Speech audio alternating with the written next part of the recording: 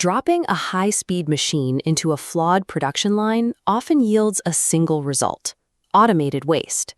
When the underlying factory process architecture is broken, that major capital investment has simply accelerated the rapid creation of garbage. The assembly of a standard automotive brake shoe provides a clear window into these stakes. If the line sequence is poorly mapped, operator effort and robotic speed cannot reclaim lost margins.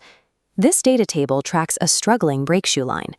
Baseline metrics: 120-second cycle time, 8% reject rate, and 150 meters of movement. To maintain profitability, targets were set: a 75-second cycle time, 2% reject rate, and 40 meters of movement. Shaving 45 seconds off a cycle is a structural challenge, not an effort challenge.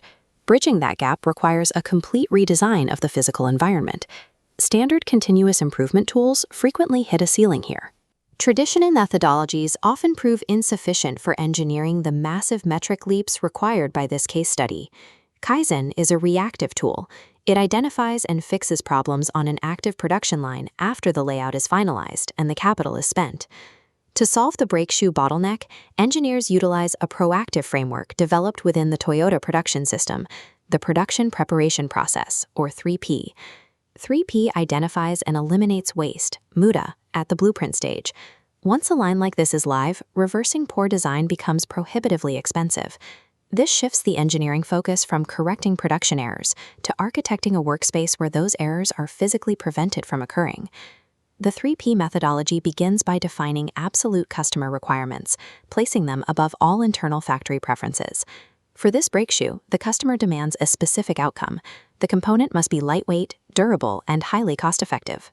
Every engineering decision must satisfy those three variables. Step 2 is a clinical audit of the existing process. Engineers map out exactly where the 120-second cycle time is being consumed and which of those 150 meters of movement adds zero value to the part. Step 3 assembles a cross-functional intervention team. 3P forbids designing a line in a silo.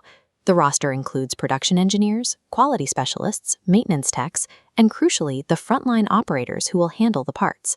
Integrating operator reality with engineering theory ensures the blueprint works in the real world before a single machine is purchased. Step 4 initiates a brainstorming phase that mandates the generation of multiple divergent concepts. Settlement on the first plausible design is strictly prohibited. For the brake shoe, the team had to outline 15 distinct ways to assemble the identical part. This exercise breaks the path dependence of veteran engineers, preventing them from simply defaulting to legacy layouts. Standard engineering often selects one CAD layout early and refines it. 3P demands the exploration of extreme, unconventional arrangements to find hidden operational synergies. Radical efficiency requires this level of exploration. Often, the 75-second target is only reachable through a layout that initially seemed impractical. In Step 5, abstract concepts are translated into low-fidelity physical models. The team uses cardboard, foam, and wood to build full-scale mock-ups of the workstations. While digital CAD models hide ergonomic flaws and spatial conflicts, a human stepping into a cardboard mock-up identifies those issues immediately. This leads to Step 6, physical simulation. Operators physically move through the assembly sequence within the cardboard layout while being timed.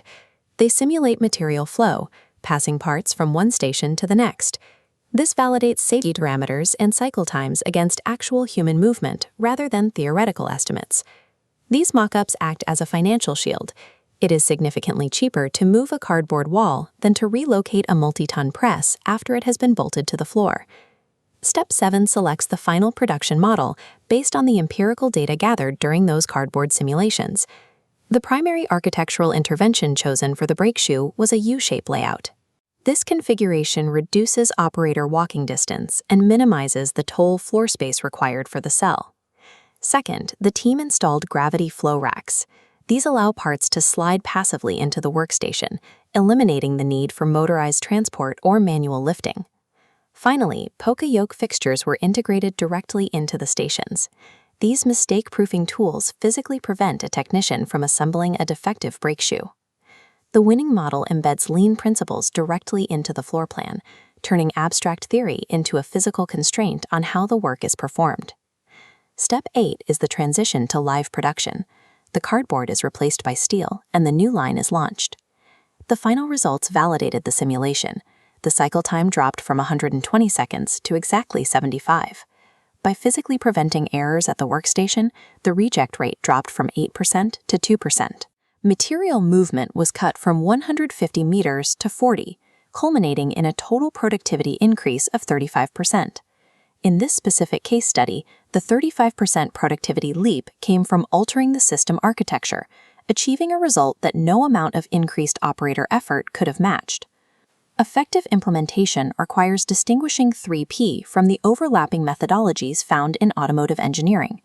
This matrix maps these tools. Implementation phase runs along the bottom, product or process focus on the side. Kaizen maps to production for incremental improvement. APQP occurs before production, focusing on product quality.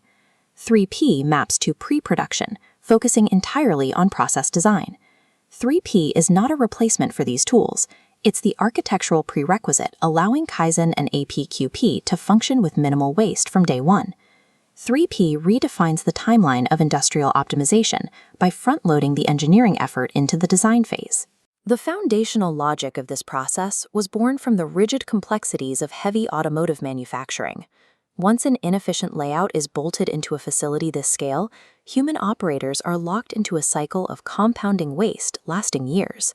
The ultimate objective of 3P is to align human ergonomics, material flow, and machinery into spatial harmony before the first part is ever produced. Advanced lines achieve their efficiency by engineering out waste on day zero, long before the first robot is plugged in.